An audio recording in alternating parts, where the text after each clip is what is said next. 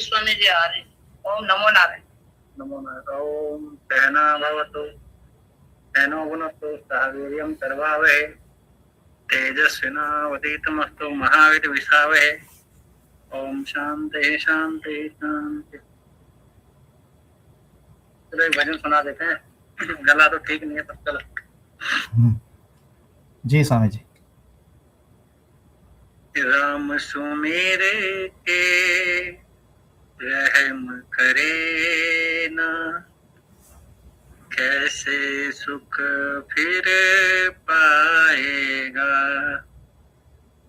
कृष्ण सुमेरे के कर्म करे ना, यूं ही जग से जाएगा। राम सुमेरे के भजन करे ना, फिर कैसे सुख पाएगा। कृष्ण सुमेरे के कर्म करे ना, यूं ही जग से जाएगा।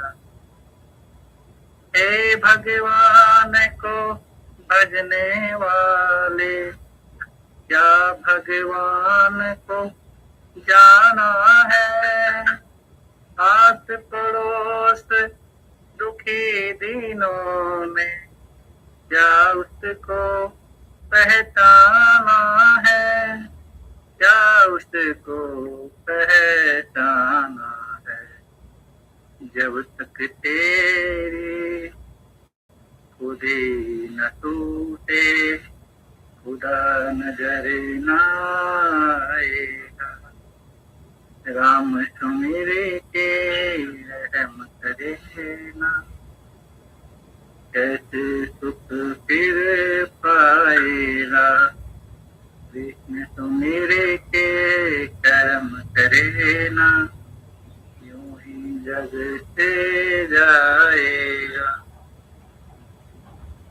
ये संसार कर्म की खेती, जो बोए हो ही पाए।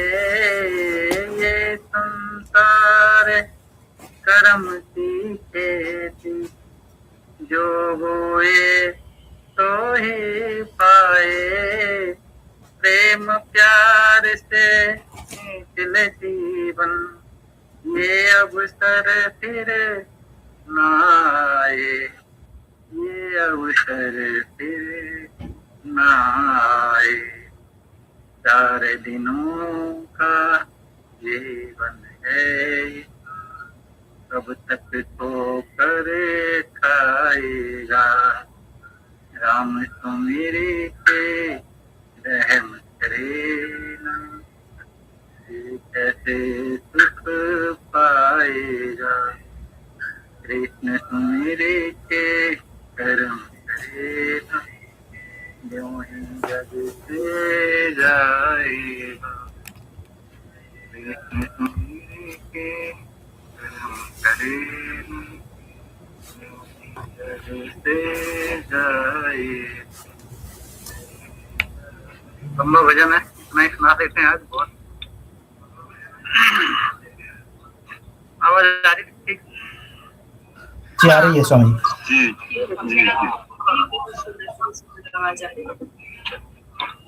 तो पहले तो सभी को योगा दिवस की हार्दिक शुभकामनाएं। और कुछ लोग आज फादर्स डे मना रहे हैं, योगा दिवस मना रहे हैं। थोड़ा समझने वाला विषय है। हमारे यहाँ फादर्स डे और मदर्स डे का कोई कॉन्सेप्ट ही नहीं है। फादर्स डे क्यों मनाते हैं, थोड़ा इसको समझना पड़ेगा। और हम हमेशा दूसरे की संस्कृति, दूसरे को श्रेष्ठ और अपनी संस्कृति और अपने को निम्न देखते हैं। यही हमारी सबसे बड़ी कमी है। जहाँ हमें निम्नता का बोध होना चाहिए, वहाँ हम करते नहीं। चोरी में निम्नता का बोध होना चाहिए, दूसरों को दुख देने में निम्नता का बोध होना चाहिए, चरित्र हनन में निम्नता का बोध होना चाहिए, और अपनी संस्कृति और परंपराओं के विपरीत चलने पर निम्नता का बोध होना चाहिए। इस सब को करने में हमें श्रेष्ठता का अनुभव होता है ना। पर जहां श्रेष्ठता होनी चाहिए वहां हम विचार ही नहीं करते। ठीक है, हमारे यहाँ मदर्स डे फादर्स डे नहीं होता है। हमारे यहाँ तो सुबह उठते ही सबसे पहले माता पिता को ही सज्जन लोग प्रणाम करते हैं, क्योंकि पहली गुरु माता, दूसरा गुरु पिता, तीसरा गुरु लौकिक जगत का, चौथा गुरु आध्यात्मिक जगत का। ये 4 गुरु हैं और 5वां गुरु हमारे शास्त्र हैं। हमारे ये 5 गुरु हमारे जीवन में है। अब अंग्रेजों में क्यों ऐसा हुआ? क्योंकि वहां फादर का पता नहीं होता है, मदर का तो सबको पता है, मदर का कॉन्सेप्ट वहां क्लियर है, परंतु वहां फादर का पता नहीं होता है। तो क्या होता था पहले, जो चर्च में जाते थे ना, या जो वहां पढ़ते हैं, जैसे अभी एक कॉन्वेंट स्कूल है, तो वहां एक फादर नियुक्त किया जाता है, फादर, और वो सबका फादर है, वो गुरु नहीं है, वो सबका बाप है। अब क्या होता है कि हमारे यहाँ तो प्रतिदिन माता पिता के चरण छुए जाते हैं, वहां स्पेशल एक दिन फादर की पूजा होती है। पूजा मतलब उसको सम्मान दिया जाता है। मेरी बात सुनने में आ रही सभी को?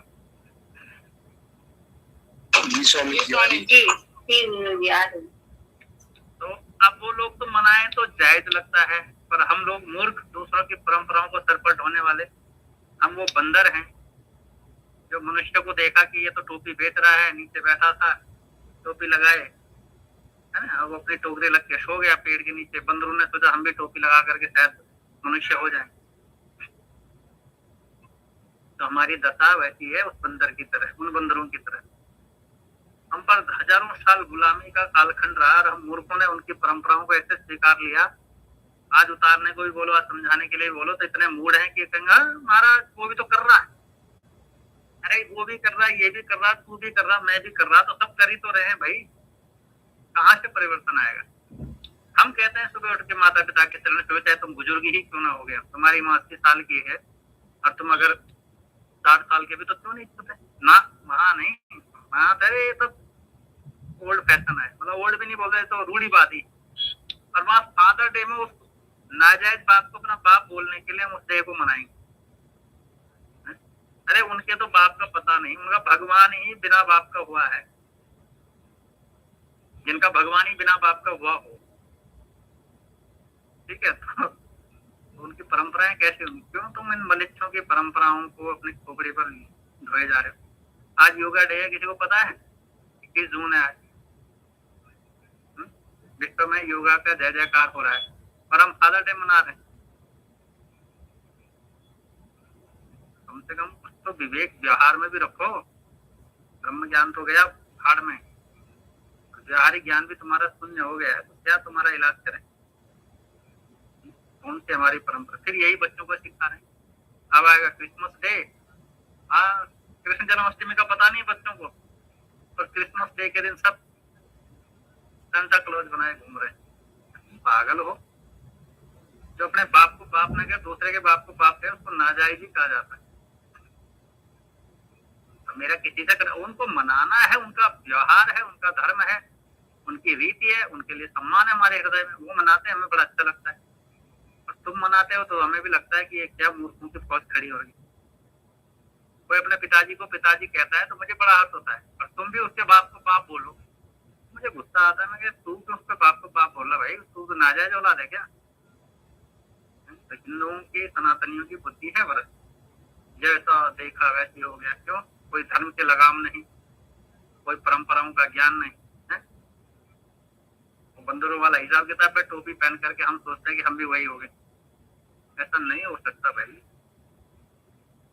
आपके अग्रज, आपके भगवान, आपके पूर्वज आपके लिए धरोहर के समान है, उनका सम्मान करो। इसीलिए तुम कुचले जाते हो, इसलिए तुम गुलामी के जीवन जीते रहते हो, अभी भी गुलामी जी रहे हो तुमने न अपनी संस्कृति के लिए आवाज उठाई, न वे संस्कारों के लिए आवाज उठाई, न अपनी परंपराओं के लिए आवाज उठाई, न अपनी वेशभूषा के लिए आवाज उठाई है। तुम्हें सरकारें समाज मूर्ख बनाता रहा और तुम बनते रहे। क्यों? उनको राजनीति सीखनी है और तुम्हें रोटी खानी है बस। तो जैसे जानवर रोटी खाता है, हम घर में कुत्ता पाल देते हैं, बस हम मालिक के पीछे पूछ खिलाते हैं। तो हम ये नेताओं के गुलाम हैं कि हमारी भी कोई परंपराएं, हमारी भी कोई संस्कृतियां हैं, हमारे भी कोई पूर्वज हैं, राम कृष्ण हैं, जिन्होंने इतना ऊंचा ब्रह्म ज्ञान दिया, जिन्होंने मुक्ति का साधन तक बताया। ऐसे ऋषि मनीषी संत महंत, इनके तरफ तो हमारी दृष्टि नहीं, हम अपने को तो हीन भावना से ही देखते। हाँ, अंग्रेज सब बढ़िया लगते हैं आपको। फादर 50 प्रकार के दुष्कर्म कर ले तो वो फादर ही रहता है, और साधु से एक गलती होगी तो उसके लिए तुम, क्योंकि सोशल मीडिया पर देख लेते हो, कहीं से कुछ देख लेते हो, तुम साधु से नफरत करने लगते हो। इसको बोलते हैं मानसिक गुलामी। तुम आजाद तो हो गए, तुम मानसिक गुलाम आज भी हो, और ये गुलामी 70 साल से ऊपर हो गया, अभी तक नहीं टूटी है। कॉन्वेंट स्कूलों में तुम्हारे बच्चे जा रहे हैं, सरस्वती विद्या मंदिर में नहीं जाते हैं, कहीं अच्छे गुरुद्वारे में भी मैं पंजाब गया था, तो गुरुद्वारों के द्वारा जो स्कूल खुले वहां कोई नहीं पढ़ा रहा अपने बच्चों को, कॉन्वेंट स्कूल में बच्चे जा रहे हैं। बोला क्या होगा इससे? बोला बहुत एक्टिव होंगे, बहुत समझदार होंगे। अरे मूर्खों, तुम समझदार थे जो तुमने इतने साल जो बैटल लड़ी है, इतने सालों युद्ध किया उस धर्म के लिए, तुम्हारे गुरु खप गए उस युद्ध में, तुम्हारी परंपराएं खप गई उस धर्म की रक्षा के लिए, उस परंपरा की रक्षा के लिए। एक ओंकार सतनाम है, उसको बोल बोल के वो लोग शरीर को त्यागते गए, और तुम आज उन्हीं के विरुद्ध में खड़े होकर के और उन्हीं स्कूलों का विरोध कर रहे हो। हम ये नहीं कहते कि वेस्टर्न कल्चर या उसको समझना नहीं चाहिए, जाना, अरे समझो, जानो, पर उसको जियो मत। तो जानवर लोग हैं, हमारे यहाँ कहता है जिसमें धर्म नहीं है वो पशुवत है। पशुवत माने है तो मनुष्य जैसा, बस उसमें पूछ नहीं है वो पशु। जिसमें धर्म का ज्ञान नहीं, आत्मज्ञान नहीं, जिसमें प्रत्येक जीव के प्रति कल्याण की भावना नहीं। तो थोड़ा इसलिए बोल रहा हूँ, थोड़ा समझो इन चीजों को। जो चीज तुम्हारी है उन पर गर्व करो, जो दूसरों की है उसको उस पर गर्व करने दो। उसकी निंदा भी मत करो, उसकी बुराई भी मत करो। वो कर रहा है उसके लिए वही श्रेष्ठ है। पर मैं उसको देख के अपना धर्म बदल दूं, मैं उसको देखकर अपनी परंपरा बदल दूं, मैं उसको देखकर अपने कल्चर बदल दूं, तो मैं मूर्ख हूँ। वो मूर्ख नहीं है, वो तो मुझे अपनी ओर आकर्षित कर रहा है। इसके बाद एक थोड़ा सा विचार है, आध्यात्मिक विचार, ध्यान से सुनना। हमारी बुद्धि पर 3 गुणों का बड़ा प्रभाव रहता है, ठीक है। तो जो सबसे ज्यादा प्रभाव रहता है वो तमोगुण का प्रभाव रहता है, तमस प्रधान। वो कहाँ ले जाता है हमारे को? काम, क्रोध, लोभ, मोह, मद, मत्सर, इन चीजों में डालता है। कौन? तमोगुण,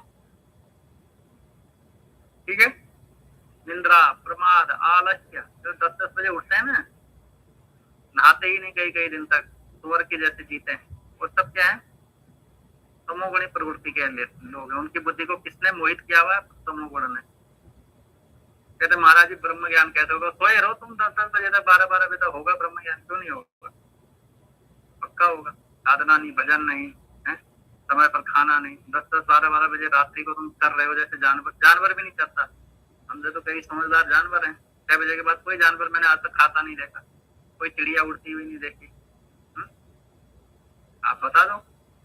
हम जानवरों से बदतर हो गए। उनको भी इतना ज्ञान है कि 6 बजे सूर्यास्त के बाद भोजन नहीं करते।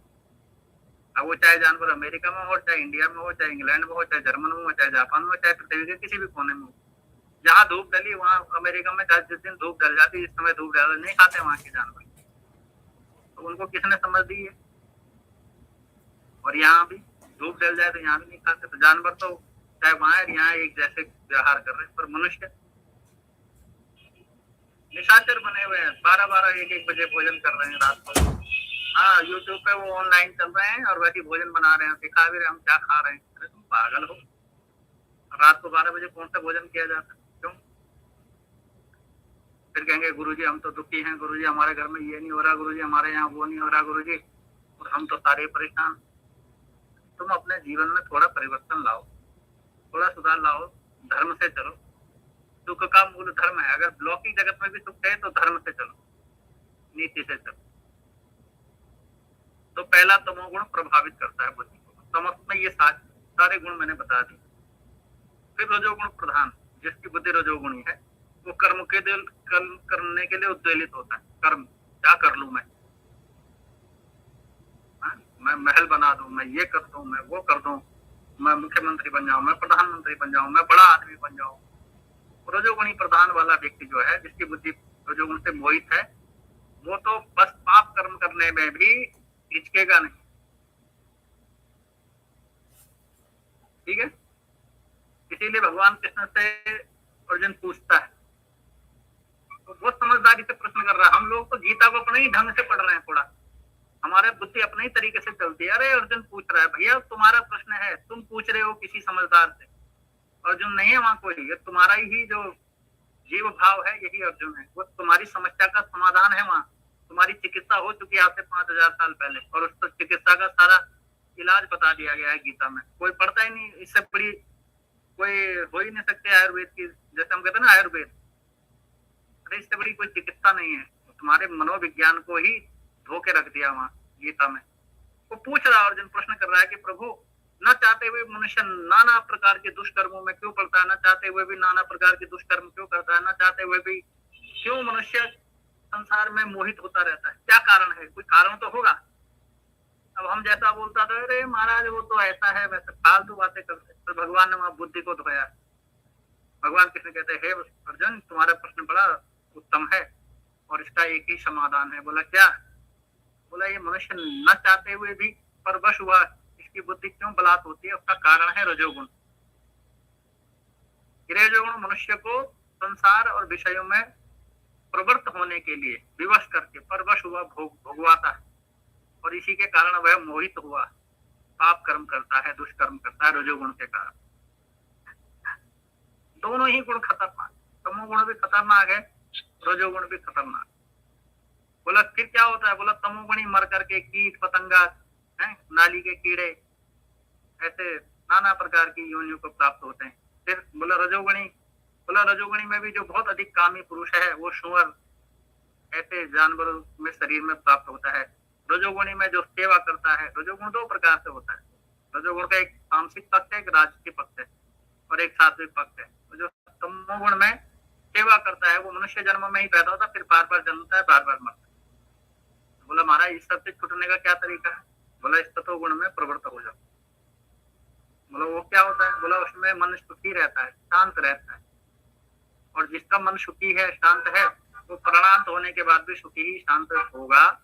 और अगर उसको आत्मज्ञान नहीं भी हुआ तो अच्छे कुल में, अच्छे गुरु के घर में, अच्छे माता पिता के घर में, अच्छे परिवार में जन्म लेगा और फिर अपनी यात्रा को आरंभ करेगा। पर इन दोनों के लिए यात्रा नहीं है, न तमोगुणी के लिए यात्रा है, न रजोगुणी के लिए कोई यात्रा है। वो तो नाना करोड़ों करोड़ों जन्म तक शरीरों को भोगते रहेंगे, शरीरों में आते रहेंगे, नष्ट होते रहेंगे, और जन्म मरण के दुख को भोगते रहेंगे। और शतोगुणी अगर आएगा भी और नहीं भी ब्रह्म ज्ञान हुआ, तो उसकी यात्रा चलती रहेगी और वो कहीं ना कहीं उत्तम पक्ष को प्राप्त होगा। अब ये गीता कह रही है भाई, इससे उसकी ट्रीटमेंट क्या हो सकती है बुद्धि की? ये आत्मा का ट्रीटमेंट थोड़ी रहे बुद्धि की। बुद्धि रजोगुण, तमोगुण और सतोगुण से प्रभावित होती है।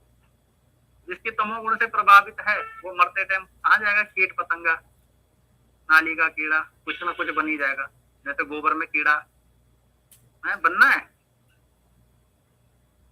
नहीं बनना है तो थोड़ा समझो, अपने समय को सही उपयोग में लाओ। फिर ऊपर बोला है, फिर ऊपर जब रजोगुणी भी अगर तामसी प्रवृत्ति में ज्यादा है, दुष्कर्म करता है, पाप करता है, किसी के साथ अत्याचार, अनाचार, किसी की प्रॉपर्टी छीनता है, किसी का धन लूटने के लिए करता है, तो वो रजोगुणी प्रवृत्ति का व्यक्ति क्या होगा?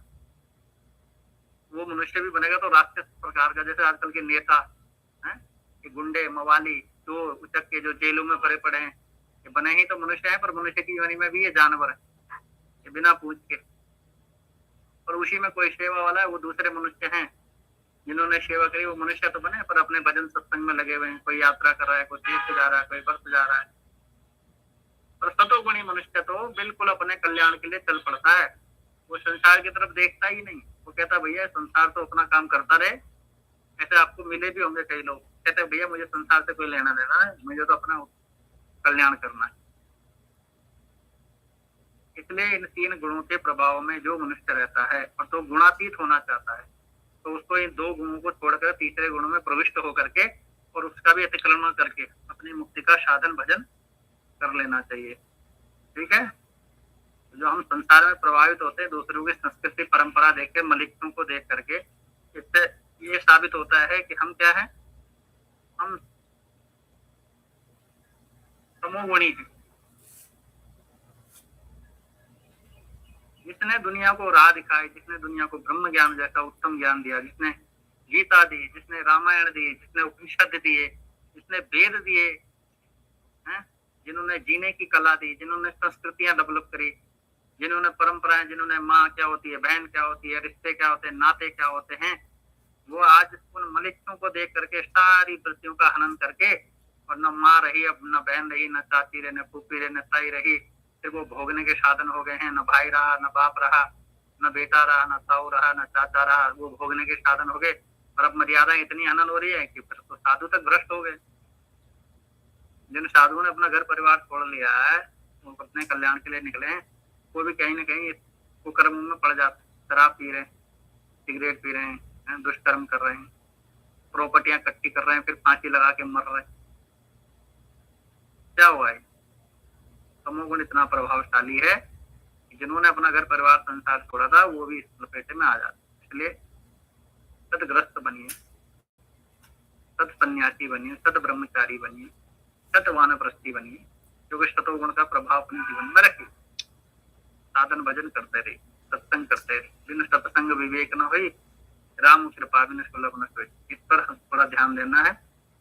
तो हम आज क्योंकि विवेक चूड़ामणि का ग्रंथ का श्रवण कर रहे हैं, भगवान आदिगुरु शंकराचार्य ने भी हमारा अच्छा ट्रीटमेंट किया है हमारी मन बुद्धि का।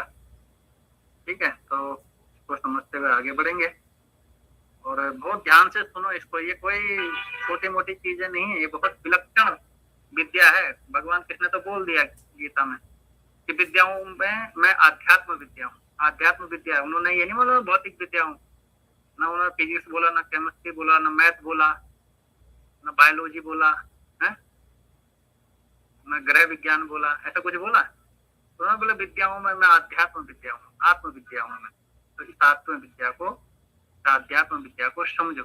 ये विद्या जिसको प्राप्त हो गई वो फिर इस भव सागर में होते नहीं खाता है, वो मुक्त हो जाता है।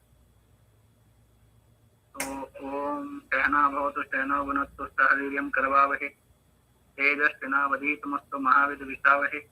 ओम शांति ही शांति ही शांति।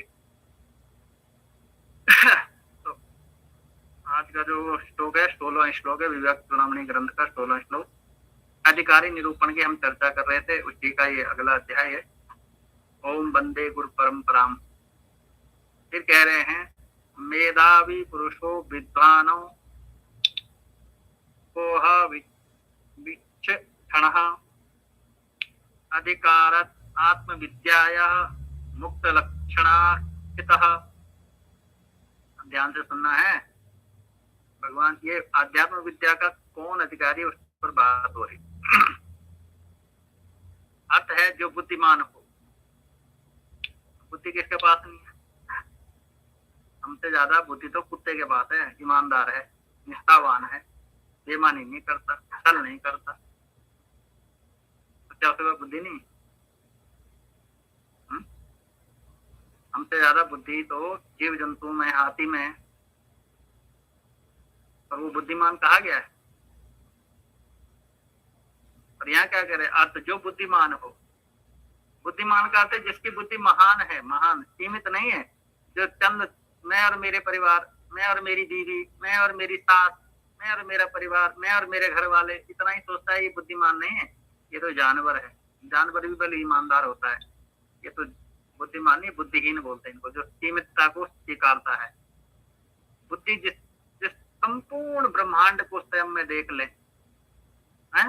आत्मा इदम सर्वम, ये सब कुछ आत्मस्वरूप ही है। किसी से न राग रखता हो, न द्वेष रखता हो, किसी के प्रति न आग्रह रखता हो, न निग्रह रखता हो, सब में परमार्थ दर्शन करता हो, जिसको भगवान कृष्ण कहते हैं ऐसा साधु मिलना दुर्लभ है, जो सबको मुझ में और मुझे सब में देखता हो। इसको बोलते हैं बुद्धिमान। तो कहा है जो बुद्धिमान हो, और बुद्धिमान के साथ साथ विद्वान भी हो। अभी बुद्धिमान और विद्वान में क्या भेद है? विद्वान कहते हैं जिसने इस विद्या का अध्ययन किया हो। कौन सी विद्या? डॉक्टरी नहीं, इंजीनियरिंग नहीं, वकालत नहीं, झूठ बोलने के लिए। डॉक्टर इसलिए नहीं बना कि लोगों को लूटो। डॉक्टरी विद्या में तो लोग देख रहे हो करोड़ों करोड़ों रुपए लूट रहे हैं। वकीलों को देखो दिन भर झूठ बोल रहे हैं।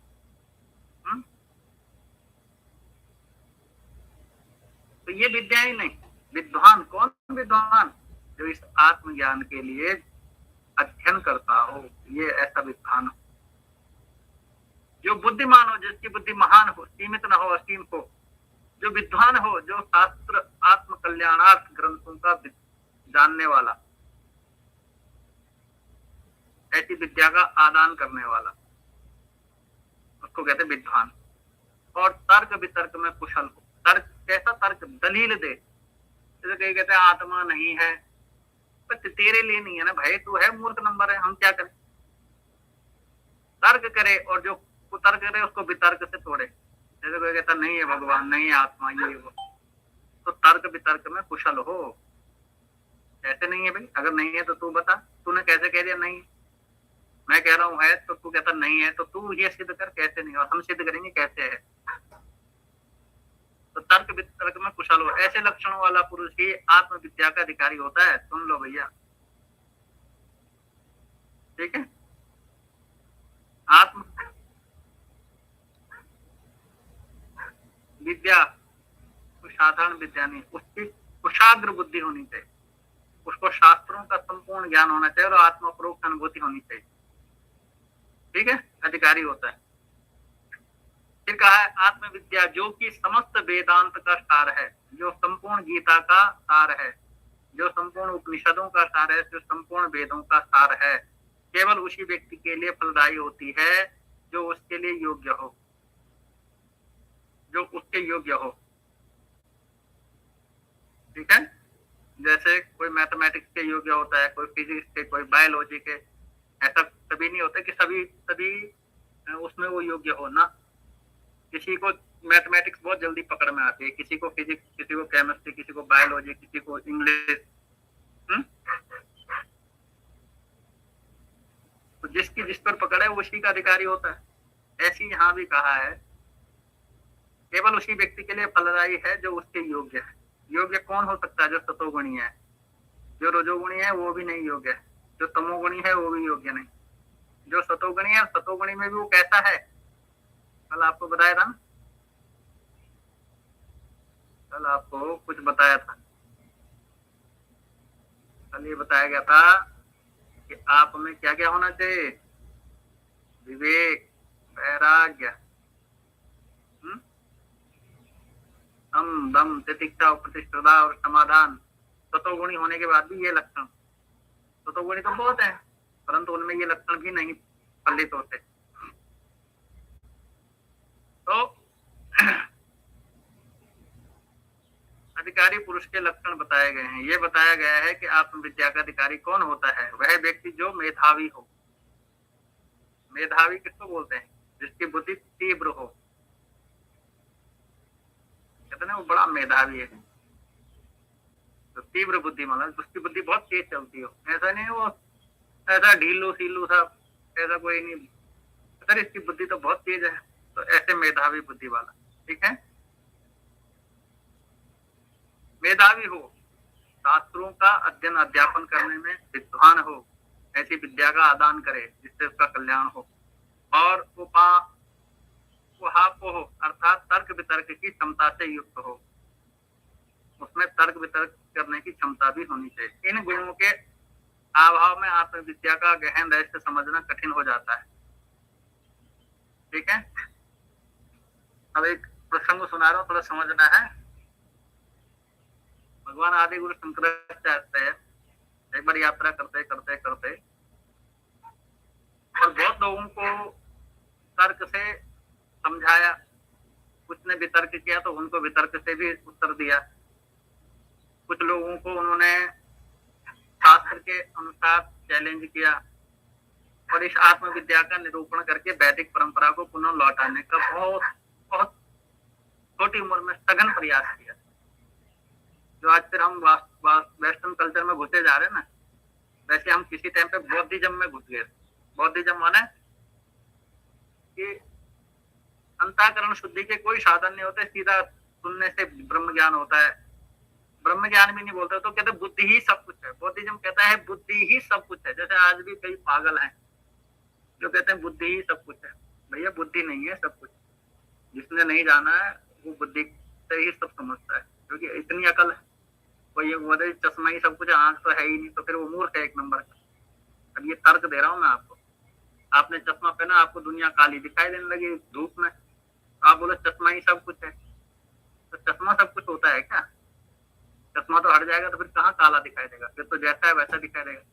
तो बुद्धि भी एक हमारे लिए चश्मे का ही काम करता है, मन भी चश्मे का ही काम करता है ना?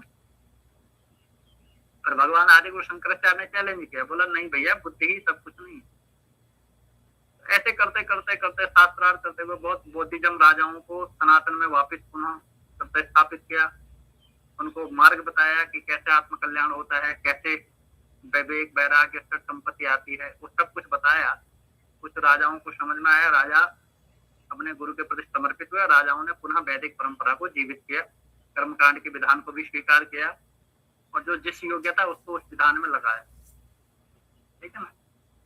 कई बार हम संत लोग भी कहते हैं ना, दुविधा में दोनों गए माया मिली न राम। और अधिकतर ऐसे ही हम पागल लोग हैं। मेरी आवाज आ रही सभी को? आवाज आ रही है उधर? हाँ, तो दुविधा में दोनों गए माया मिली न राम। कई लोग तो बेचारे न माया से वंचित न राम मिले, है ना, अधोगति को प्राप्त हो रहे हैं। तो भगवान आदि गुरु शंकराचार्य ने कहा कि भैया तुम अधोगति को क्यों प्राप्त होते हो? अगर तुम्हें कर्म से ही मुक्ति का शोधन लगता है तो इस जन्म में नहीं होगा, अगले जन्म में तुम कर्म तो करो, थोड़ा अपने कर्म से सतोगुणी तो बनो, अपने कर्म को सेवा में तो लगाओ। जरूरी थोड़ी सबको एक ही जन्म में ब्रह्म ज्ञान हो जाएगा। ये सब उसकी क्षमता थोड़ी है कि एक ही साथ तुम इतना वजन उठा लोगे। बोला नहीं, धीरे धीरे अपनी कैपेसिटी बढ़ाओ और धीरे धीरे धीरे धीरे अपनी बुद्धि को सूक्ष्म करो। यहाँ तो जन्म दर की परंपरा है, ये कोई एक ही दिन का काम थोड़ी है। तो उन्होंने कर्मकांड के सिद्धांत को भी, क्योंकि वेद में दोनों पक्ष हैं, कर्मकांड का सिद्धांत भी है और ज्ञान कांड का भी सिद्धांत है, पर एक को छोड़ के एक में प्रविष्ट तभी हुआ जा सकता है जब आप कर्मकांड से उगता गए हो, कर्मकांड कर करके थक गए हो। तो उन्होंने दोनों को वो कहते थे कर्मकांड कोई भला ही नहीं।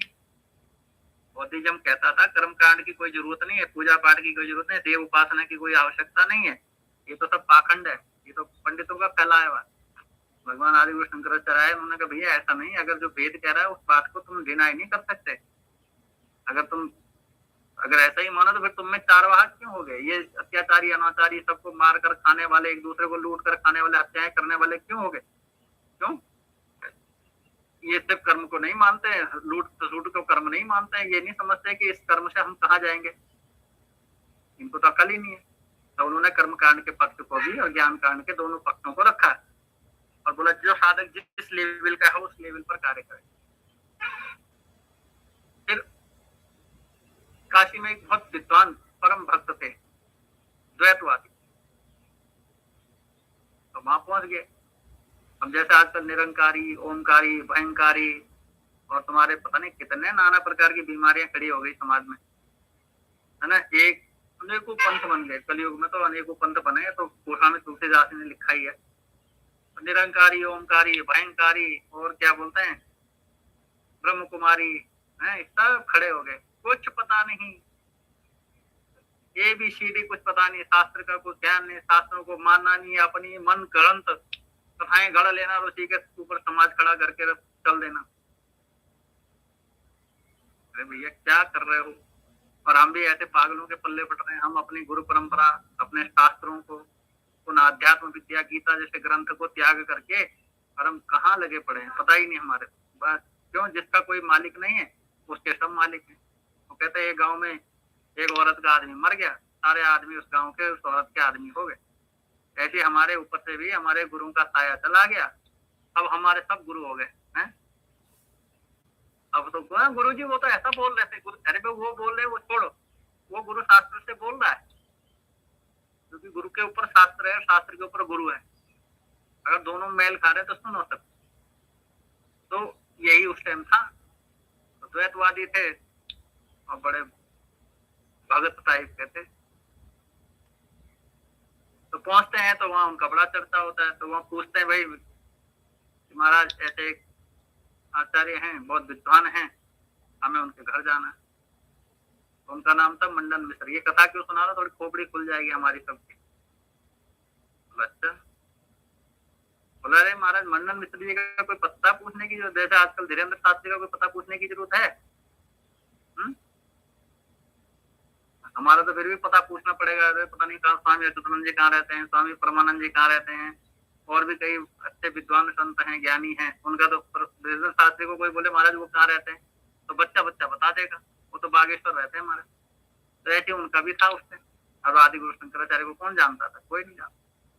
वो गए जी हमें तो उनसे मिलना है। बोला अच्छा। तो मंडन मिश्र जी बोला अरे महाराज ये तो गाय भी बता देगी, और आप जाओगे तो तोता भी बता देगा, और आप जाओगे तो जानवर भी उनके घर का पता बता देंगे, आप तो मनुष्य से क्या पूछते हैं, उनको तो सब जानते हैं। बोला अच्छा। तो पूछते पूछते वहां मंडन मिश्र जी के प्रांगण में पहुंचते। वो बड़े साधु का सम्मान तो करते थे, क्योंकि परंपरा थी पहले। उन्होंने बड़े सरल भाव से, उनके बहुत अनुयायी थे, जैसे आचार्य धीरेन्द्र शास्त्री के हैं, और भी यहाँ रुद्राचार्य है ना। तो भैया मूर्खों के बहुत अनुयायी होते हैं ज्ञानियों के कोई अनुयायी नहीं होता। आज शंकराचार्य का नाम लापता हो गया फिर से, लोगों को पता ही नहीं है शंकराचार्य बलाय कौन थी।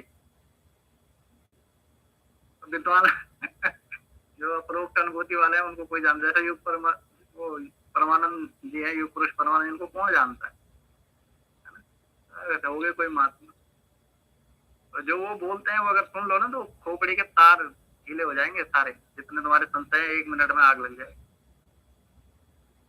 तो चले गए वहां, तो मंडन मिश्र ने बैठाया, सम्मान किया, बैठा दिया। साधु संत तो थे ही साथ में उनके शिष्यगण। तो बोला बताइए संत आए हमारे घर पर। उस दिन उनके घर में पितृ श्राद्ध था। पितृ श्राद्ध था तो क्या हमारे यहाँ एक भावना है और ये सैद्धांतिक भी है कि जब कोई पितृ कार्य हो तो साधु घर में नहीं आना चाहिए, वो अनिष्ट माना जाता है, पितृ नरक जाते हैं, ऐसा शास्त्रीय वर्णन है। और वो अचानक चले गए। तो जब उनको पता चला कि आज इनके पितरों का श्राद्ध है, तो उन्होंने आदि गुरु शंकराचार्य जी ने बोला उनको, तो उन्होंने कहा महाराज आज हमारे पितरों का, अरे बोला ये तो मेरे से जघन्य अपराध हो गया, मैं अनायास बिना जाने ही आ गया हूँ, परंतु मेरा एक उद्देश्य था, उस उद्देश्य से मैं आया हूँ। बोला क्या है? बोला मुझे आपसे कुछ गहन चिंतन और कुछ विषयों पर चर्चा करनी है, क्योंकि आपने जो भ्रम फैलाया इस भ्रम को। बोला मैंने क्या भ्रम फैलाया? वो भ्रम तो हम बताएंगे क्या फैलाया आपने, और उस पर मुझे आपसे शास्त्रार्थ करना है और मुझे समय दीजिए। तो बोला ठीक है। तो उन्होंने समय निश्चित किया और उस समय के लिए बोल दिया गया। बोला भाई ये समय तो निश्चित कर लिया, पर अब इसका निर्णायक कौन होगा? बोला निर्णायक तो देखो भाई, कोई विद्वान लाओ, काशी तो इतना बड़ा है, यहाँ विद्वानों की भरमार है। बोला भाई इतने योग्य तो कोई नहीं यहाँ के।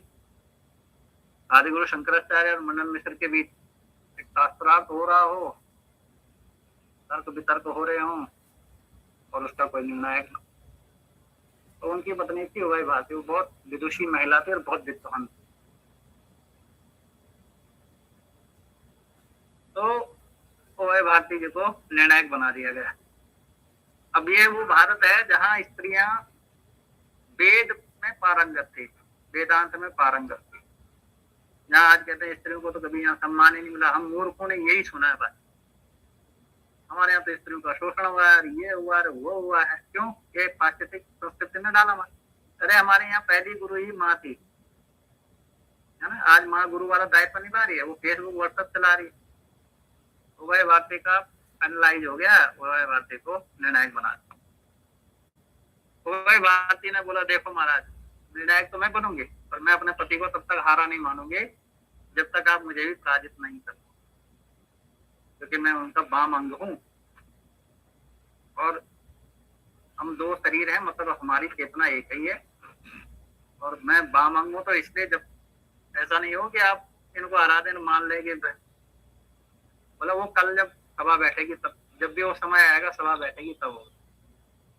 तो एक समय निश्चित कर लिया गया, उस समय पर तब आगे पूरा काशी इकट्ठा हो गया, शास्त्र की तैयारियां हो गई, फिर वही शर्तें रख दी गई। बोला आदि शंकराचार्य ने बोला ठीक है जो भी आपको करना है। धीरे धीरे शास्त्रार्थ होने लगा, 17-18 दिन बीत गए, इधर ये निरुत्तर होते चले गए मंडन मिश्र जी।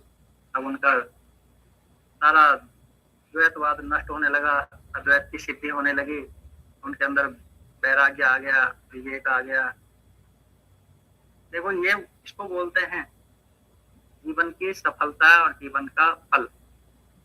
उनका जीवन भर का किया गया तप, जब उनके जीवन भर की गई पूजा पाठ, उनका जीवन भर का किया गया भगवान का स्मरण, सतोगुण जो उन्होंने बढ़ाया, वो सतोगुण से भी पार कराने के लिए उनके घर में स्वयं संत आ गए।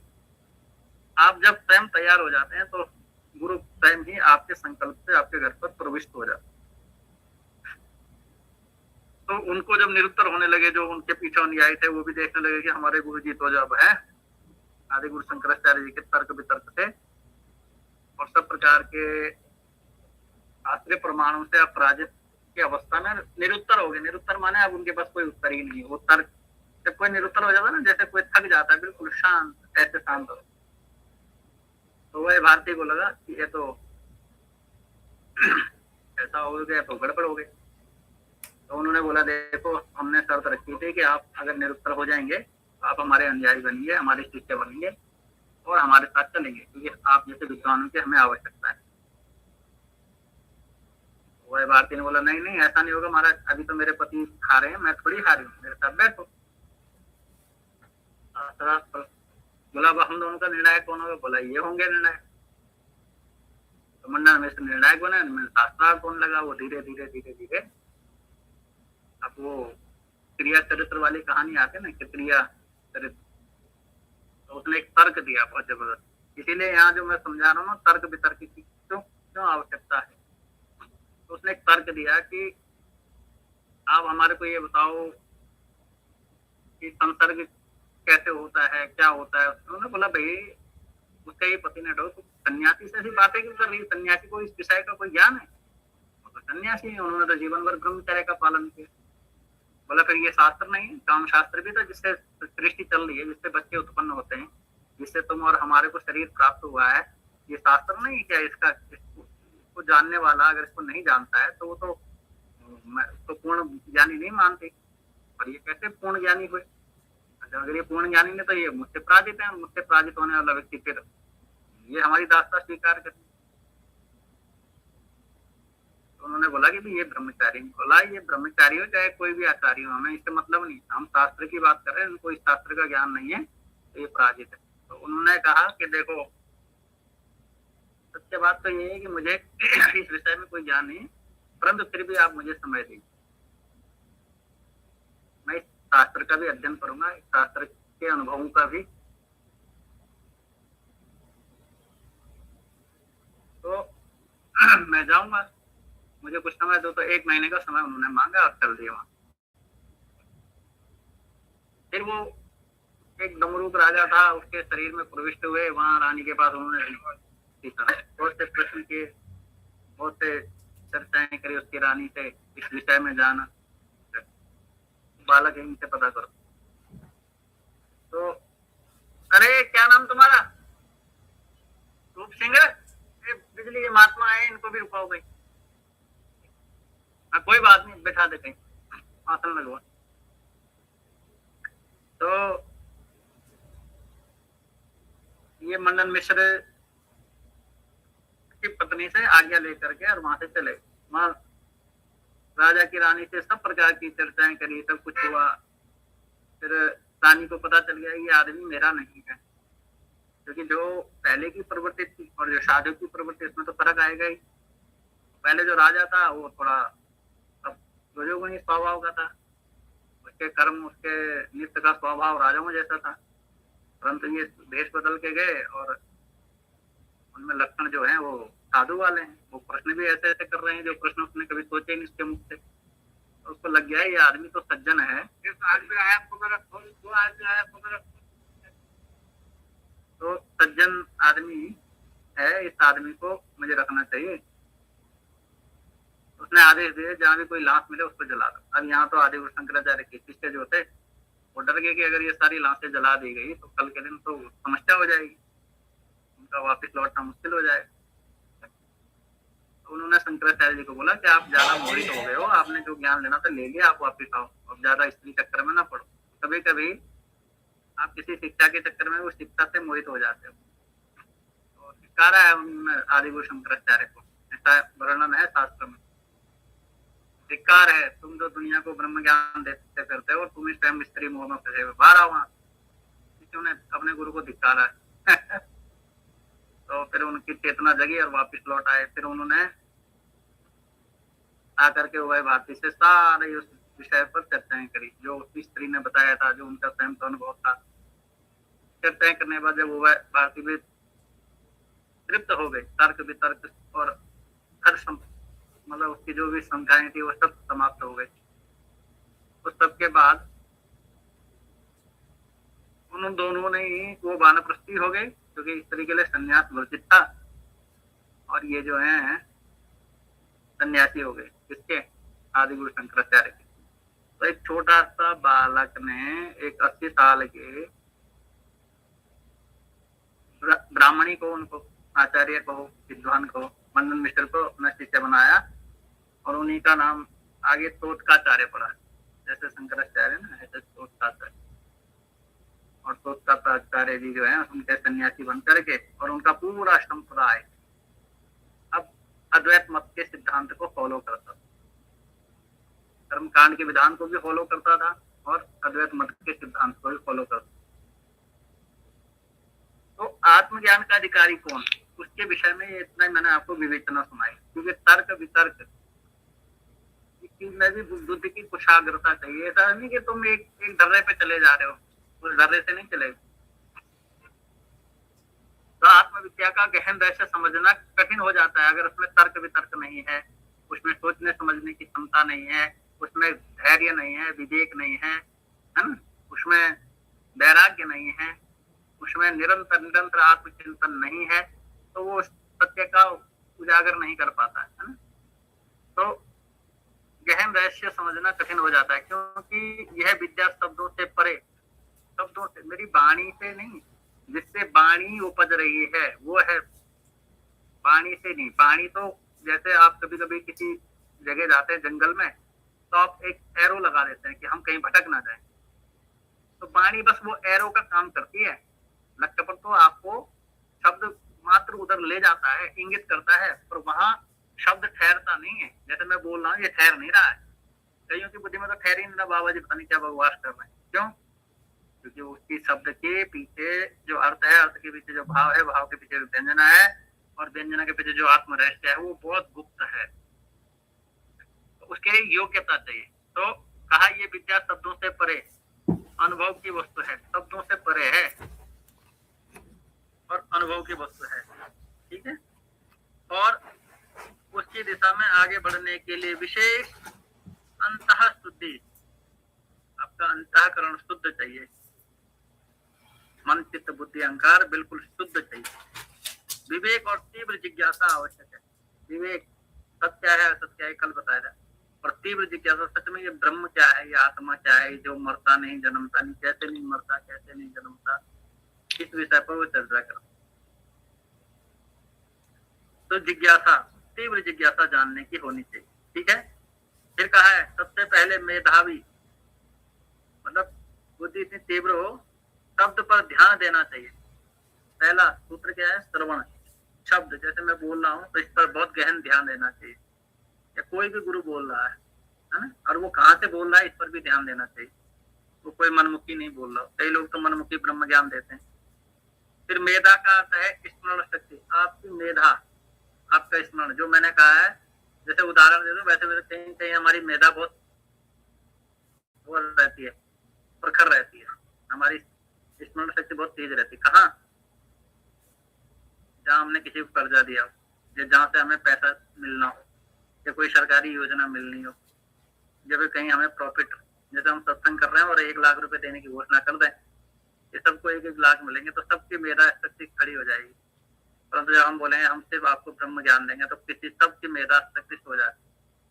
तो हमारी इस पार्थ में, संसार में तो मेधा शक्ति बहुत तीव्र हो जाती है, और ब्रह्म ज्ञान में सुषुप्त हो जाती है। ठीक है, क्योंकि उसमें कोई लाभ हानि नहीं दिखती।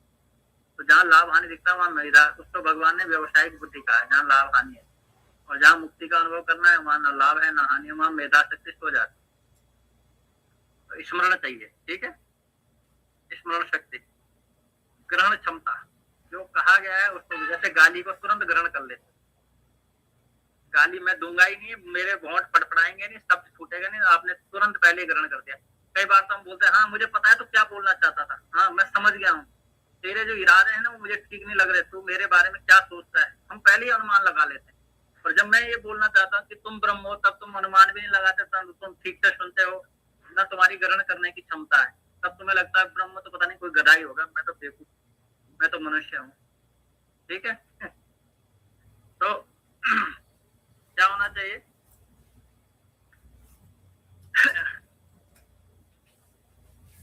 तो मेधा शक्ति होनी चाहिए, ग्रहण करने की क्षमता, और गूढ़ बातों को आत्मसात करने की योग्यता। गूढ़ बात, गूढ़ का अर्थ होता है जो गहन हो, बिल्कुल रहस्यमय हो। ठीक है, उसको आत्मसात, जैसे कह दिया कि तुम ब्रह्म हो तो बस अब आत्मसात हो गया, फिर मैं गधा नहीं बनूंगा, न मनुष्य बनूंगा, न मैं अज्ञानी बनूंगा, मैं ब्रह्म ही हूँ, ऐसा। ठीक है, आत्मसात मैंने आत्मसात कर लिया। संत कह रहे हैं कि तू ब्रह्म है तो मैंने आत्मसात कर लिया।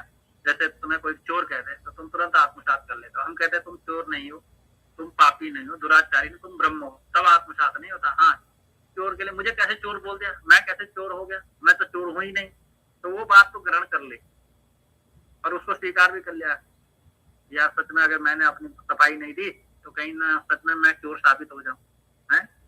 और हम कह रहे हैं ना तू चोर है ना मोर है, तू तो ब्रह्म है, तब वो ग्रहण नहीं होती। तो आत्मसात की योग्यता, करने की योग्यता, जो व्यक्ति सूक्ष्म विषयों को समझने और उनका चिंतन करने में सक्षम हो जाता है। आत्मा क्या है? सूक्ष्म है, ये सूक्ष्म विषय है, इसको तुम 1-2 दिन में भी समझ नहीं सकते, और हो सके पल भर में समझ जाओ, वो तुम्हारी मेधा शक्ति पर कार्य करता है। ठीक है, कि तुम्हारी स्मरण शक्ति कितनी है। तो सूक्ष्म विषयों को समझने और उनका चिंतन करने में सक्षम होता है, वही मेधावी कहलाता है। फिर कहा है आत्मविद्या कोई बाह्य विज्ञान नहीं है। ठीक है, बाह्य विज्ञान जैसे बाहर का विज्ञान है, तुमने लोहे को तोड़ मरोड़ के गाड़ी की शक्ल दे दी, है ना, कहीं फिल्टर बना लिए, कहीं तुमने फ्रिज बना लिए, कहीं एसी बना लिए, कहीं कारें बना ली, ये वाला विज्ञान नहीं है, ये फालतू। ये तो बोला आत्मविद्या कोई बाह्य विज्ञान नहीं है, यह तो अत्यंत गहन और सूक्ष्म ज्ञान है। एक तो अत्यंत गहन है, गहन माने गहरा, और सूक्ष्म माने इतना कि वो तुम देखना भी चाहो तो नहीं दिखेगा, क्योंकि बाहर का तो दिखेगा। तुमने पत्थर काट करके और मंदिर पे लगा दे तो मंदिर दिखने लग गया ना, पत्थर का मंदिर हो गया। पत्थर काट के तुमने मूर्ति बनाई तो तुम्हें दिखने लगेगा, है ना, बाहर तो तुम्हें दिखाई देगा, पर भीतर ये तो इतना सूक्ष्म है कि दिखाई भी नहीं देगा। गहन और सूक्ष्म ज्ञान है जो वाणी और बुद्धि की सीमाओं के पार है। अरे क्या नाम, मधु जी आपका माइक खुला है। ठीक है, जो वाणी और बुद्धि की सीमाओं के पार है, आपकी वाणी और आपकी बुद्धि से जो पार है उसको समझना है। अब देख लो कितना सूक्ष्म बुद्धि चाहिए। अतः इसकी और अग्रसर होने के लिए मेधावी होना अनिवार्य है। ठीक है, जिससे वह व्यक्ति शास्त्रों की जटिल व्याख्याओं और उपनिषदों के रहस्यमय सूत्रों को समझ सके। मतलब उसकी मेधावी होना, मतलब उसकी स्मरण शक्ति इतनी तेज होनी चाहिए कि वो जैसे ही पढ़े उसके रहस्य को तुरंत उसके बुद्धि में उतर जाना चाहिए। ये नहीं कि वो कल पर निर्भर करे, सूत्रों को समझ सके। दूसरा लक्षण है विधिवत अध्ययन किया हो, ठीक है, और उन्हें अपने जीवन में उतारने का प्रयास किया। एक तो कहे तो वो गोस्वामी तुलसीदास वाली बात है ना, पर उपदेश कुशल बहु तेरे, जो आचरे सो न घनेरे। शास्त्र तो पढ़ लिए, वो एक प्रसंग देता हूँ मैं वो समझने के लिए, यहाँ जो कह रहे हैं वो हमने शास्त्र पढ़ ले पर जीवन में नहीं उतारे। जैसे एक कहानी आती है, संत भी समझाते हैं, कहते एक व्यक्ति था, बड़ा अच्छा कथावाचक था, बड़ा नाम प्रसिद्ध था, और वो बड़ा बैंगन खाने का, बैंगन का भरता खाने का बड़ा शौकीन। बैंगन की सब्जी के बिना वो कभी रोटी नहीं खाता। समय बीतता गया और उसकी प्रसिद्धि बढ़ती गई। एक बार क्या हुआ कि उसी के गांव के पास में एक कथा किसी ने रखवा ली। बोला अरे ये तो बड़े विद्वान है महाराज, इनकी कथा सुनने के लिए। जैसे आजकल अनुद्धाचार्य है और हमारे क्या बोलते हैं वीरेंद्र शास्त्री है, और भी हैं बहुत सारे, वृंदावन में तो ढेर लगा पड़ा है। ऐसे वो कथावाचक थे महाराज, बड़ा प्रसिद्ध थे। अब वो कथाएं सुनाए तो है वही बातें जो आप देखते हो, लाग लपेट ऐसी मीठी मीठी, ऐसा भजन वजन गा गू गा के। जैसे किसी बच्चे को हम कड़वी दवाई खिलाने तो उसके ऊपर शहद लगा खिला देते हैं, ऐसी कथावाचक भी कथाओं को ऐसे शहद लगा देते हैं कि हमारे महाराज जी उनकी कथा सुन के तो बड़ा आनंद आता है। मैंने कहा बहुत अच्छा है। तो क्या हुआ? बोला बस गुरुजी कथा तक तो ठीक रहा था, फिर कथा के बाद हमारी खोपड़ी फिर वही संसार में फंस जाती। वो मेरे साथ भी तुम्हारे वही कथा है, अभी तुम्हें प्रवचन सुना रहे हैं, समझा रहे हैं, थोड़ी देर बाद फिर तुम्हारी खोपड़ी हुई। तो बोला वो बैगन का बड़ा शौकीन था। एक बार क्या हुआ कि वो कथा कर रहा था और गाँव के पास में ही था, तो पत्नी ने भी कहा अरे दिन भर मैं क्या करूंगी। उसने भी भोजन भाजन बनाया, खाया पिया, वो तो वही खा रहा था। कथाओं में थोड़ा ये जो कथावाचक है ना, कथाओं में बड़ा संयम रखते हैं। उस टाइम तो ऐसे ब्रह्मचारी बन जाते हैं, उस टाइम कहेंगे हम तो दूध ही खाएंगे, हम फल ही खाएंगे, ये करेंगे, और बाद में क्या करते हैं घर आकर के सब बोला कथा खत्म होगी, कथा व्यासपीठ तक ही है मर्यादा, उसके बाद क्या मर्यादा है? अरे मर्यादित वो है जो व्यासपीठ पर भी मर्यादित है, व्यासपीठ के नीचे भी मर्यादित है। वो थोड़ी कि व्यासपीठ की तुम मर्यादा रखो। कहते हैं आजकल हमारे यहाँ सुना होगा आपने, बोला आज मंगलवार है, आज मांस नहीं खाना, शराब नहीं पीनी। फिर बोला अरे बस मंगलवार गुरुजी, शनिवार को मैं नहीं खाता पीता, और दिन तो सब मतलब ऐसी कथावाचक की भी कहानी है। ऐसी वो बैंगन का बड़ा शौक।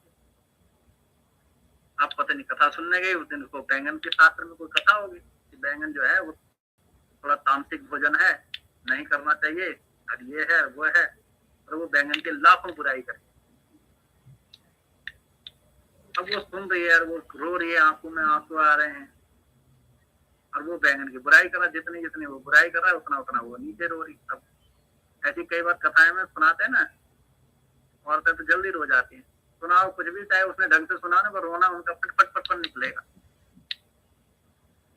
मैंने कई बार कथाओं में देखा है कि वो भगवान के लिए नहीं रोएगी, आत्म कल्याण के लिए नहीं रोएगी, पर अगर उसके घर परिवार की बात आ गई या कोई सांसारिक बात आ गई तो बस उसके आंसू निकल आते। क्यों? वही संसार में मोह में फंसी हुई। मोह के लिए रोएगी, पर मोह से मोह भंग हो जाए इसलिए नहीं रोते। तो भाई कथा सुनाए, वो रो रही है, उसकी आंखों में आंसू तलबला रहे हैं, वो परेशान हो रही। उसको अपने आप को घृणा से देख रही, कही मैं कितनी नीच स्त्री हूँ, मेरे पति इतने विद्वान है और मैंने अपने पति को जीवन भर बैंगन खिलाया, अरे मेरे को तो नरक रास्ता मिलेगा। वो तो बता ही रहा था जो बैंगन खाता है वो नरक जाता है। ये वो कह रही वो तो खा ही रहा था, वो भी गया नरक, पर मैं तो जाऊंगी। पर चलो वो तो भगवान का भजन कर रहा है, पर मैं बनाने वाली ज्यादा अपराधी हूँ, मैं नरक जाऊंगी। तो मैंने क्यों ऐसा अपराध किया? आज तो सौगंध ले लेते हैं इसी पांडाल में कि आज के बाद जो है बैंगन नहीं बनाऊं। वो घर गई, सारे बैंगन जो है, क्योंकि उस घर में ढेर लगा था, क्योंकि उसको तो बैंगन ही पसंद, फाँक के आ गई। अब कुछ दिनों बाद कथा समाप्त हुई, तो घर आ गया। तो बोला भाग्यवान कुछ बना भोजन भाजन। क्या बनाऊं? अरे वो तुझे पता नहीं मेरे को क्या पसंद है। उसने दाल चावल बनाए, रोटी सब्जी बनाई और रख दिया उसके सामने। और उसने देखा थाली में तो बैंगन है ही नहीं। तो बड़ा गुस्सा आया, बोला तू पागल है? बोला बोला क्यों पागल, क्या हुआ? इतना सुंदर भोजन बना हुआ, खाओ आप। अरे बोला तू पागल, तुझे पता नहीं मुझे पसंद क्या है? बोला क्या पसंद है आपको? अरे बोला बिना बैंगन के तुझे पता मैं रोटी नहीं खाता, तूने क्यों ये बैंगन नहीं बनाया? यार ये क्या मेरे सामने नाश्ता नाश्ता कर रही है, भगा इसको। वहां दे रहा था उपदेश की पत्नी से लड़ाई नहीं करनी, पत्नी को तो बिल्कुल अपनी घर लक्ष्मी समझो, और वहां पत्नी को डांट रहा है कि तू पागल है। वो भी दंग रहेगी, बोला ये मंच पे तो कुछ अलग ही बोल रहा था, यहाँ बोला अरे महाराज आपने तो मंच पे इतने बैंगन की बुराइयां गिनाई है और मुझे कह रहे हो कि तुम्हें तो बैंगन पसंद है और मुझे कह रहे हो बैंगन लाओ। मैंने तो सारे उसी दिन फेंक दिए जिस दिन मैं आपकी कथा सुन के। अरे बोला बावड़ी तू है पागल कति घनी। बोला क्या हुआ? अरे बोला कथा के बैंगन और होते हैं और घर के बैंगन और होते हैं, ठीक है? तो हमारा भी यही है कि कथा के बैंगन और हैं और घर के बैंगन और ये हमारे चरित्र में है। ढंग से देखना, कभी जिस दिन हमारे यहाँ लड़की देखने वाले, ये लड़का देखने वाला आता है, उस दिन हम अपने घर को ऐसा सजा देते हैं, लगता है कि बस हम अपने सारे चरित्र को ऐसे ढक देते हैं। जो उस दिन सबसे दुष्ट होगा घर में, वो भी उस दिन साधु बना घूमेगा, क्योंकि लड़की भाई उनको पता ना चले, हमारी पोल हमारी औकात ना दिख जाए, ढक देंगे उसको। उस दिन हम बिल्कुल सब साधु बनेंगे। और जैसे ही वो रिश्ता हुआ फिर क्या होता है, पोल खुलती है तब कोर्ट कचहरी में पड़े रहते। ये हमारा चरित्र, दुष्चरित्र टाइप के लोग हैं हम।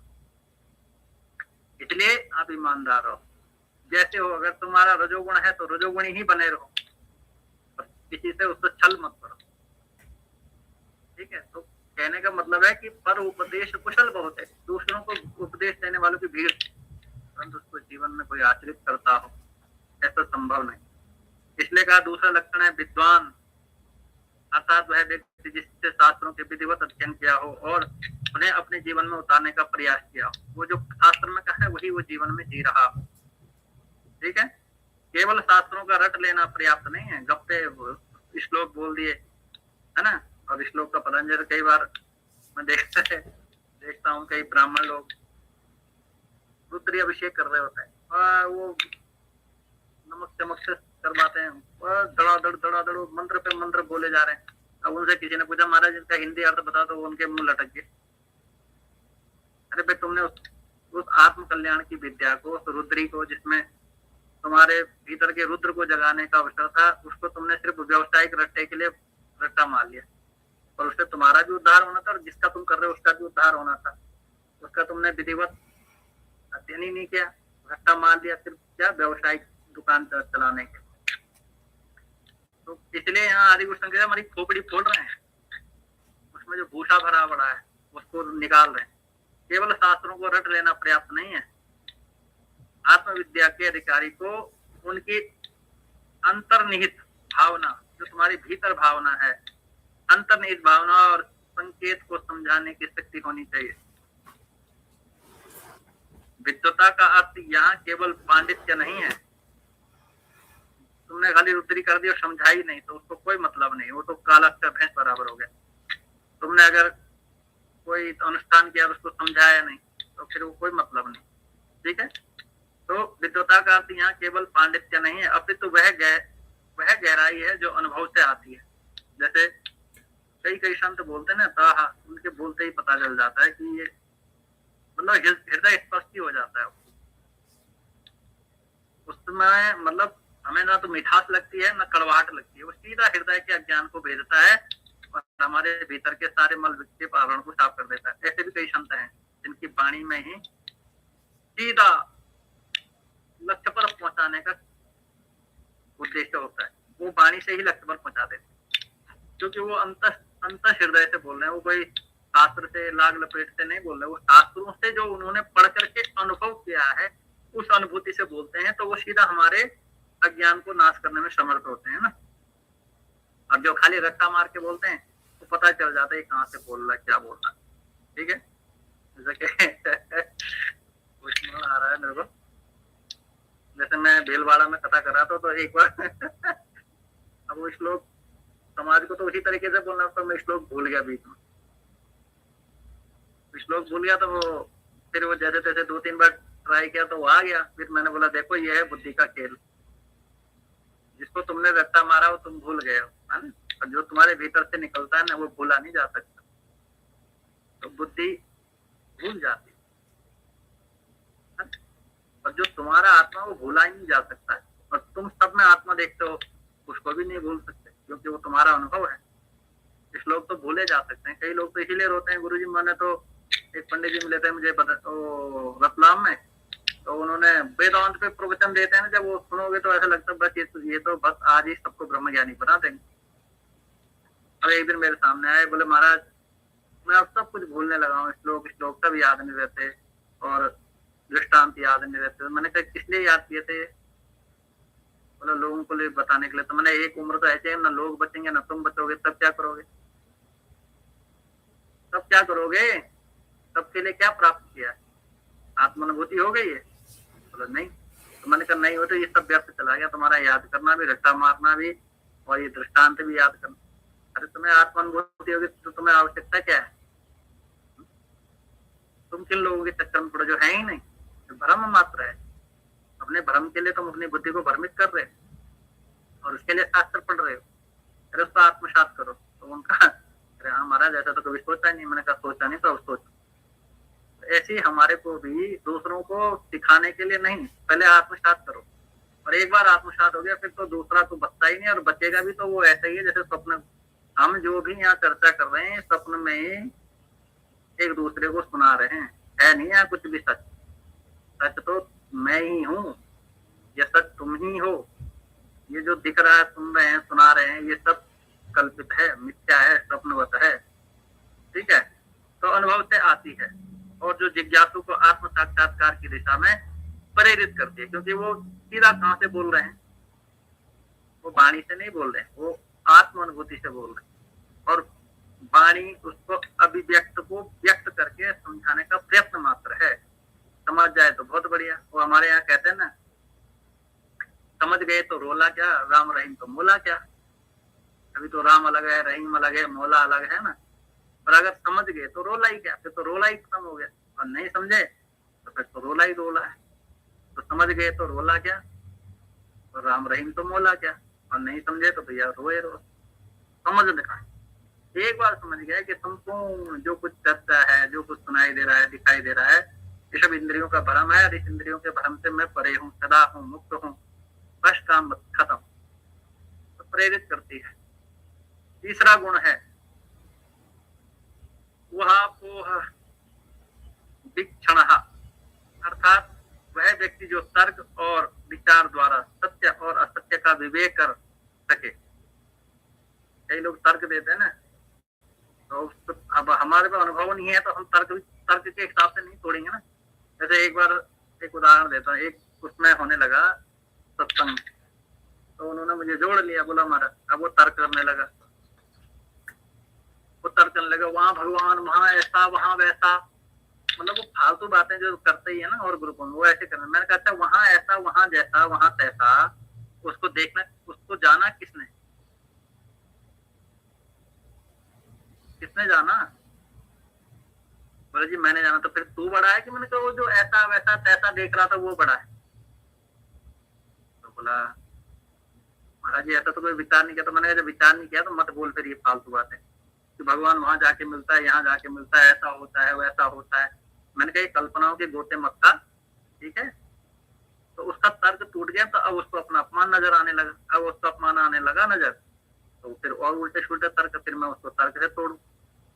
अब जब तर्क से टूटने लगा तो वो अब उसको लगा वो ग्रुप छोड़ के भाग गया। तो भैया अगर तुम्हें अनुभूति नहीं है, तुम सिर्फ तर्क से ही तो तर्क करने पर उतारू हो जाओगे तो फिर एक लंबी श्रृंखला होती।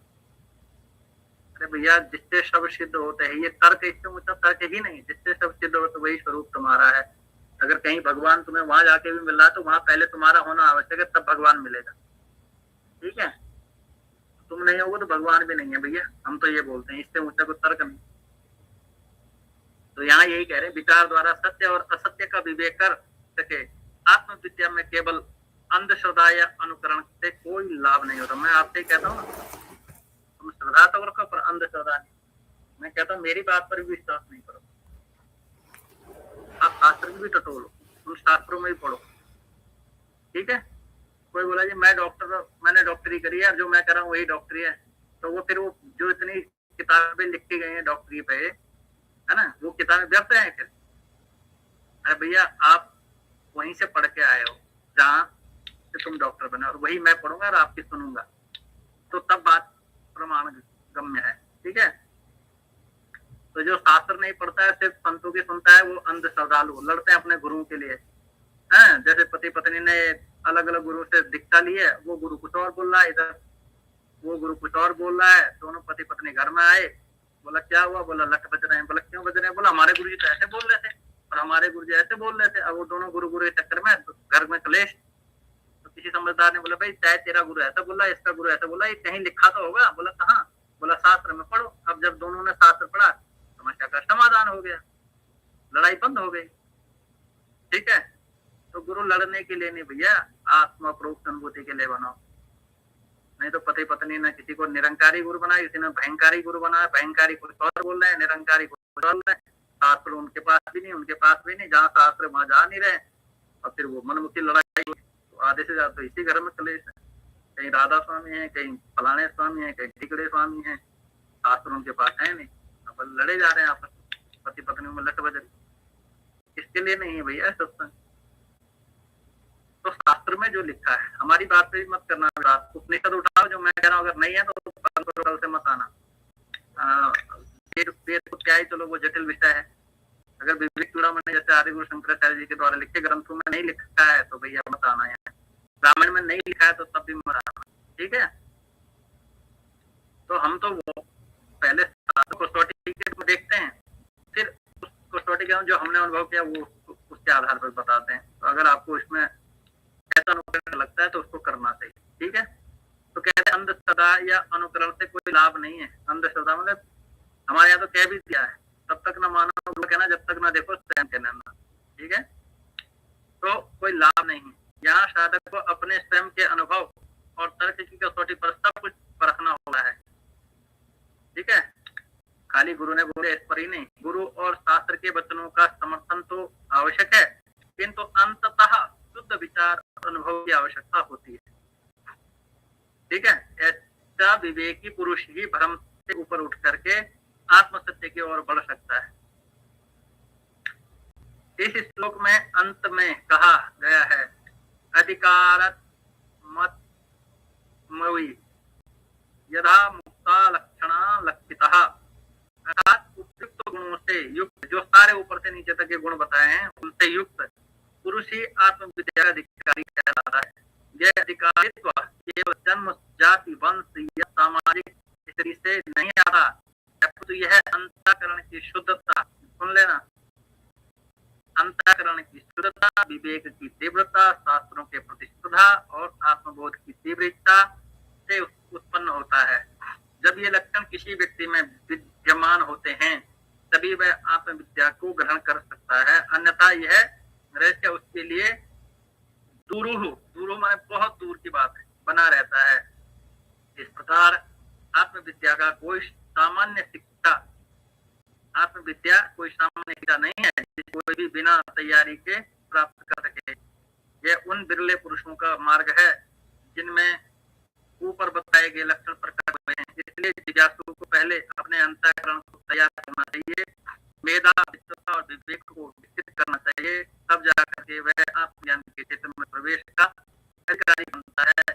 यही अधिकारित्व का मूल शब्द है जिसे शास्त्रों ने स्पष्ट रूप से निर्देशित किया है। अब ये आप स्वयं करो, जो बातें जो पाठ आपके सामने रखे गए हैं, और हमारे यहाँ कहा है शास्त्र ग्रहण करो, होता दियो उड़ाए, है ना। तो जो और बीच में भी चर्चाएं हुई हैं वो सब होती बातें हैं। जो मूल बात है वो यहाँ अंतिम में बता दी गई कि जितने भी सार हैं, जो भी चीजें योग्यता के लिए चाहिए वो होनी चाहिए। जैसे अब आप लोग मेरी सुनो और शास्त्र ही नहीं पढ़ो तो तब भी काम नहीं बनने वाला। आप शास्त्र का चिंतन ही नहीं करो, स्वाध्याय नहीं करो तो तब भी नहीं बनने वाला। आपने मेधा शक्ति को ही नहीं पढ़ा, शक्ति को नहीं पढ़ा तब भी नहीं बनने वाला। आप विवेकशील नहीं बनो तब भी नहीं बनने वाला। आप वैराग्यवान न बनो तब भी नहीं बनने वाला। ये योग्यता आपको करनी पड़ेगी। ठीक है, तो जिसे शास्त्रों ने स्पष्ट रूप से निर्देशित किया है वही हमारे लिए सर्वमान्य है। जैसे डॉक्टर बनने के लिए उसको कुशाग्र होना चाहिए, पढ़ने में तेज होना चाहिए, है ना, प्रकार की उसमें एबिलिटी हो तब वो डॉक्टर बनता है, कोई इंजीनियर बनता है, कोई नेता बनता है, कोई कुछ बनता है। ऐसे ही जिसमें ये एबिलिटी होती है वही ब्रह्म ज्ञानी बनता है। और सब फालतू की बातें हैं, वो कितना भी फालतू बातें कर दे वो नहीं चलेगा, ठीक है। तो आज का ये सत्संग यहीं संपन्न करते हैं। ओम शांति शांति शांति। ओम पूर्णमद पूर्णमिदं पूर्णात् पूर्णमुदच्यते पूर्णस्य पूर्णमादाय पूर्णमेवावशिष्यते। ओम शांति शांति शांति। समझ में आया होगा, ठीक है। नहीं आया तो पुनः इसको पढ़ते रहिए, समझते रहिए। जहाँ कोई शंका हो तो हमसे चर्चा कर सकते हैं। शिव ओम। आवाज आ रही सभी को? जी आ रही है स्वामी जी।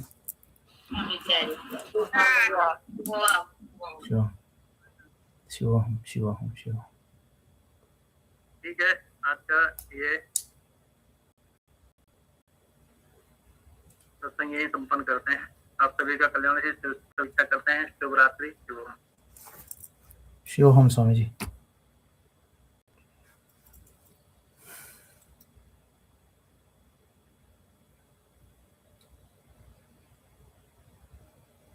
शिवोहम सभी को, जो भी YouTube के माध्यम से इसे देख रहे हैं, तो आपको प्रणाम है कि ये बातें आप समझ रहे हो।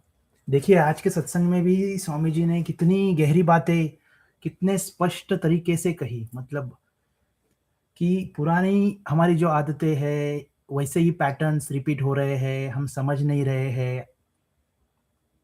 फादर्स डे, मदर्स डे, सब जो अमेरिका में एक्चुअली होते हैं वो सब अब इंडिया एक्सेप्ट कर रही है, लेकिन अपना जो धर्म है, अपने जो प्रथाएं है, उसे हम छोड़ रहे हैं।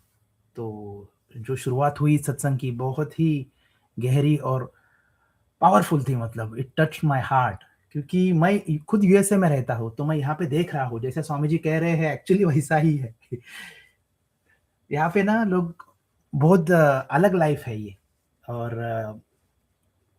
मैं देख पा रहा हूँ कि एक्चुअली अगर सही से देखा जाए ना, तो जो हमारा सनातन धर्म है वो बहुत बहुत बहुत ही अनदर लेवल का उसके अंदर डिस्क्रिप्शन है। देखिए ये सब ग्रंथ जिसमें है जो स्वामी जी कह रहे हैं, राइट, विवेक चूड़ामणि, फिर वेदांत हो गया, वेदांत दर्शन है, स्वामी विवेकानंद के बुक्स पढ़िए आप, ये लाइफ की पूरी सच्चाई खोल देते हैं, एकदम जैसा है वैसा।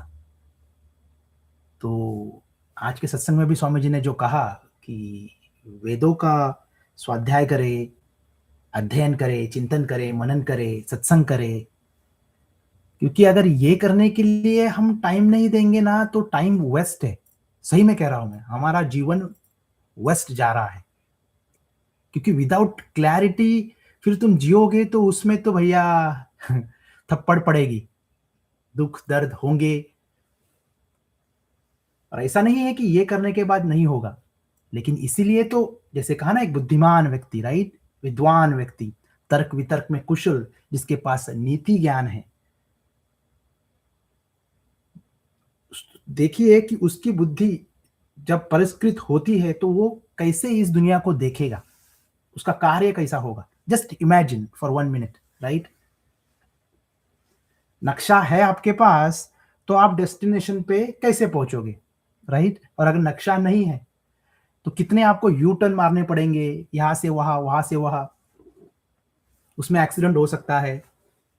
क्या पता डेस्टिनेशन पे पहुंचेंगे भी कि नहीं पहुंचेंगे, सोचिए।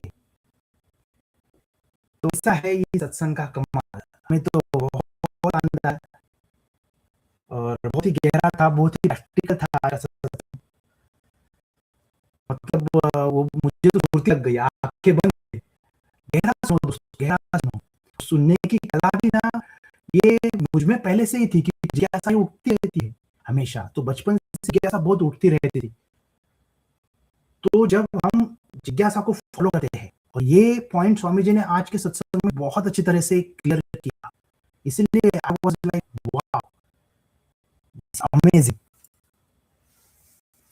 जब तक जिज्ञासा नहीं उठती ना तब तक आगे का रास्ता नहीं खुलेगा।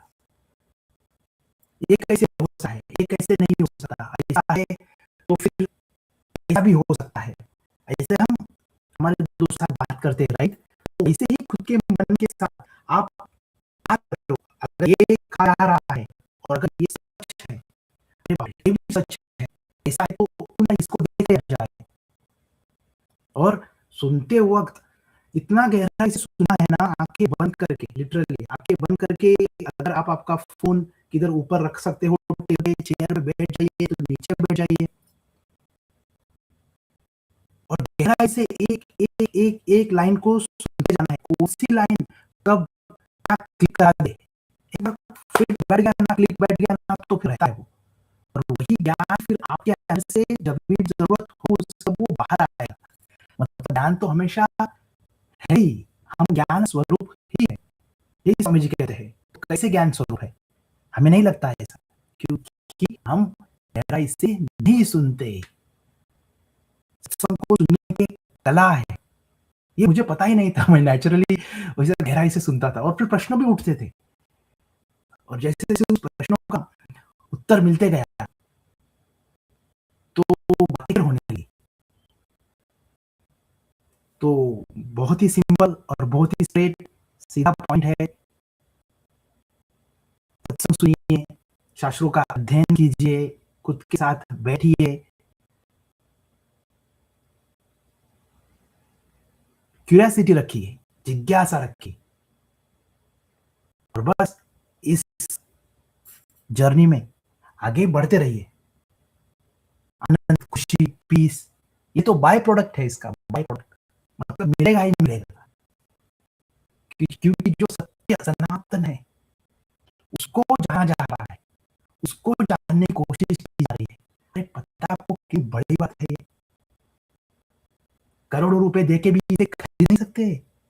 अरे खुद को जानना, अपने सच्चे स्वरूप को जानना, उस आत्मा को जानना, परमात्मा को जानना, आपके जो फेवरेट भगवान होंगे, शिव जी, कृष्ण जी, राम जी, माँ दुर्गा, सरस्वती, पार्वती, अरे वही तत्व एनर्जी हमारे अंदर बैठी हुई है, तत्व से बैठी हुई है।